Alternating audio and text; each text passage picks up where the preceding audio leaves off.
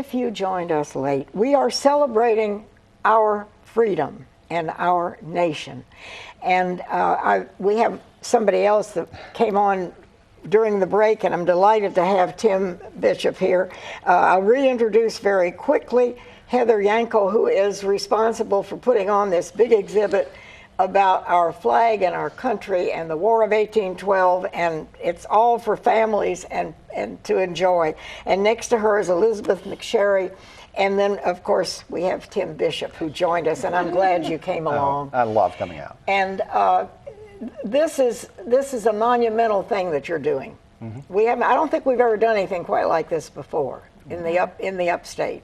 No. And of course, this is the Upcountry History Museum, and Furman University has joined you, and so we have a lot of things going on. Mm-hmm. But people are still, we think about freedom, and we think about what we have, mm-hmm. and people in other parts of the world are still struggling to be free. Mm-hmm.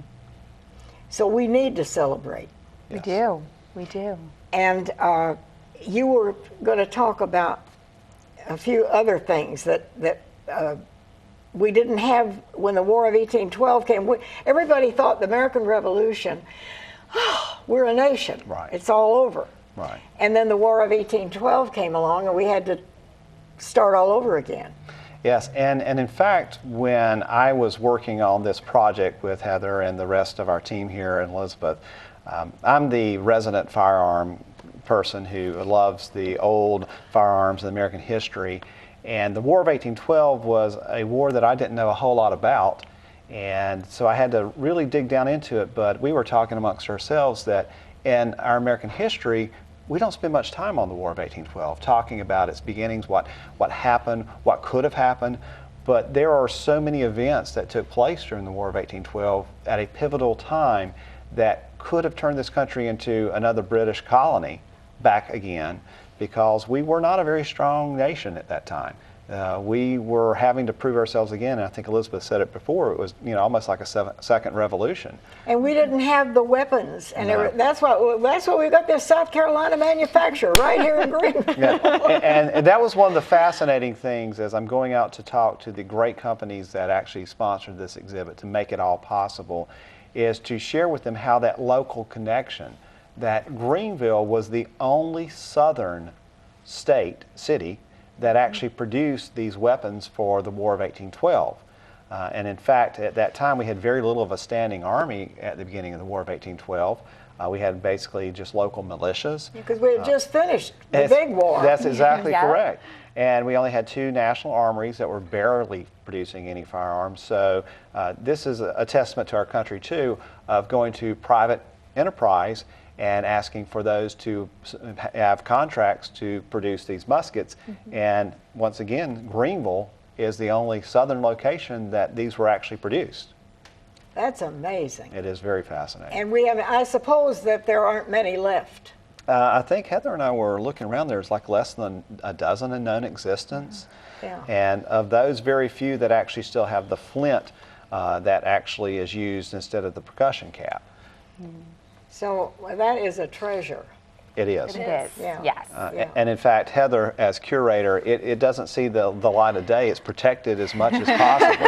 So this is special for you. It's not on display all the time because it is so rare. So that's why, especially on July 6th, that's why we're bringing it out for that one time only, because it's usually under lock and key. This is just one item that will be available for people to see, but that probably is worth a great deal of money. Yes. To some collector. And so the other interesting thing is Greenville in the War of 1812, we did have units that were militia units that were sent off to the fight in the war. Mm-hmm. And it was that War of 1812 that brought industrial manufacturing to Greenville. And Greenville itself beginning to grow and prosper from there, because that was the first industrial manufactured product in the entire upcountry was this musket. And from there we began to grow, and we have the textile mills that begin to come in, but very few of those, and the manufacture of other goods. But the War of 1812 in some sense helped produce and create Greenville itself too. And you called that, during the break, we were chatting about the forgotten war. Yes, that is very true. You know, there are many wars that are called forgotten wars. The Korean War is one that in modern time, but the War of 1812 as a forgotten war because of the fact that we don't remember any great battles from that. And if it wasn't for the Star-Spangled Banner exhibit and the actual Star-Spangled Banner itself being written based on that battle in Baltimore Harbor, you know, this war would probably be lost within our history books. Well, we didn't have a standing army. We didn't have many ships. Right. And they would capture our ships and then claim that the people on the ship were not Americans, were not. Yeah, and that's what was leading up to the War of 1812, where the British and the French were, of course, fighting, and they needed more sailors, and so they would stop American merchant ships, and if they claimed that an individual or one of those sailors was actually a British citizen, although they may be an American citizen, they would impress them. They'd put them in the service and take them and make them serve in the British Navy. I think a lot of people don't realize that all of this happened. No. And when he wrote the Star-Spangled Banner, Right. can you explain? He saw it from a distance. Yes, he was on a ship in the harbor, and he witnessed the bombardment, and he witnessed afterwards the smoke rising and the flag still there over the harbor, and he wrote the poem that ended up becoming our national anthem. But he was actually he was there. He was there and saw it. But Yes. He wasn't on a ship himself. He was in the harbor, or was he? He was on a ship in the harbor. In the harbor, and then he saw the other ships and the other battle. And the fort. So it was flying over the fort, and that's what he saw, the flag on the fort. It's almost like a harbor. prayer that he uttered. It is. It's a powerful words, and I think about that every time we sing it, you know, or we hear it, and I hope they never stop playing it at events, you know, where people gather. Well, there's some interesting history. Heather could tell you about this, but the first time it was actually played. It was actually played in the, I believe it was 1917 World Series was the first time it was played before a sporting event, and it's been playing before sporting events ever That's what since. I mean. I hope they never, ever stop playing it for big events or for any event, and in our schools. Absolutely. Because it's precious. It is. Yeah, and we're still struggling for freedom. I think about many other people in the world. That's true. And we can't take it for granted. We cannot. So this particular event, the Star-Spangled History exhibit, is something you wanted to do for quite a long time and thought about? I think so. And we wanted to do it over the summer because we, as the Upcountry History Museum, is a Blue Star Museum. What do you explain what that is? A Blue Star Museum means that we are part of a national network of 2,000 museums nationwide who have joined support with Blue Star families, the Department of Defense, and the National Endowment for the Arts. And as being a Blue Star Museum, it means that our museum is open to active duty military personnel and their families for free all summer long. So all summer long.